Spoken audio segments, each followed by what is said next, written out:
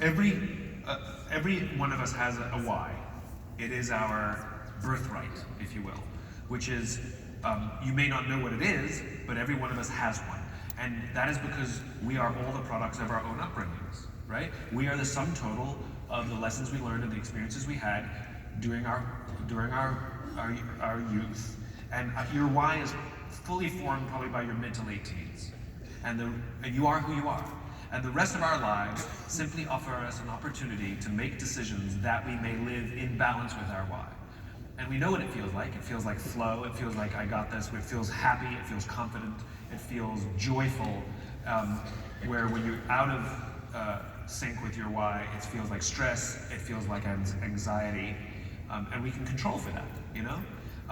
It's just patterns of behavior. So every one of us has our own unique why. And the opportunity is to combine our efforts with people whose whys are synchronous with ours, right? We know what this looks and feels like. It looks like friendship. It looks like successful marriage, where we're not friends with everybody, and there are people who do what we do and like the things we like, but we're not friends with them. Because there's a values thing, and there's a worldview thing, and there's all kinds of things that factor in. And so every partnership is going to have different whys. The question is, why did they start the firm? Why did they join this firm? What is the firm's origin story? And what is the firm's just cause? What is the firm's vision, right? So even though every single one of us has our own unique why, and every firm has their own unique why, visions are different.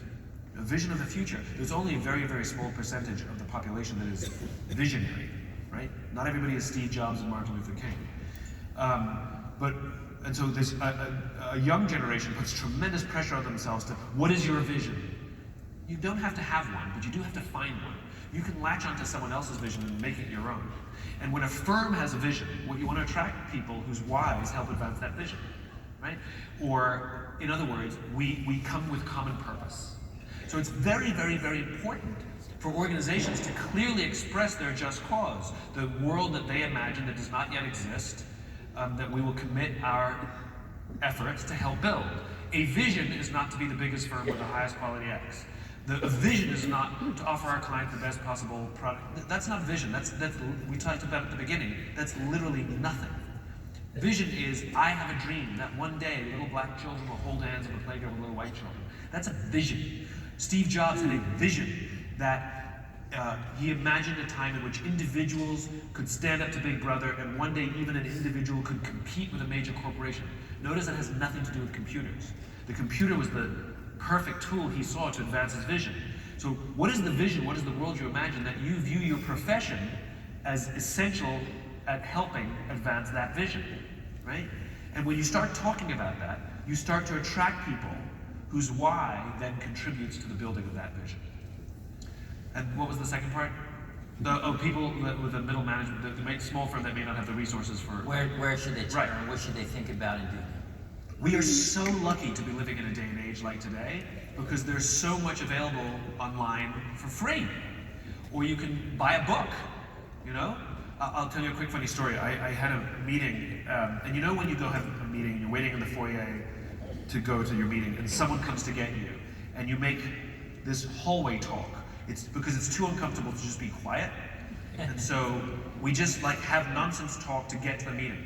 Even if it's with the person we're meeting with, like, hot day out today, you know, or how was your flight? Like, it's just nonsense to get to the meeting, right?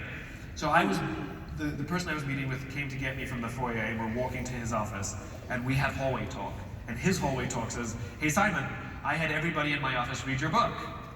My answer, my publisher thanks you. His answer, tell them not to bother, I had them all read my copy.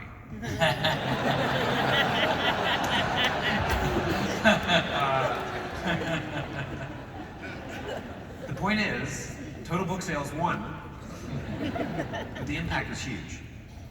And that is the same thing you can do in a firm. To have a leadership library where you don't have, the individuals literally don't even have to buy the books themselves, but they get to read the books.